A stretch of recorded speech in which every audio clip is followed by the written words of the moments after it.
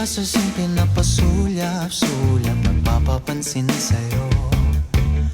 Umabot sa palitan ng mga mensahe, kilig na kilig ako.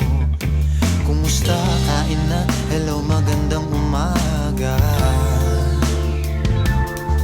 Ingat ka, pahinga, huwag kang masyadong magpupuyat pa. Naramdaman ng puso na dahan-dahan akong nahuhulog sa'yo.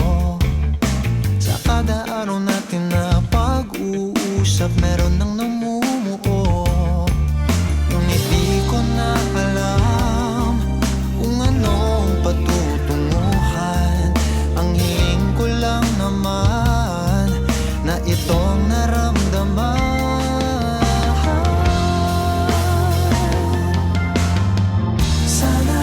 Sana naman ay mapagbigyan na at nang mapakinggan ang tibok ng puso kong sa'yo lang naramdaman ng tunay na kaligayahan. Sana naman mapagbigyan ang tibok ng puso.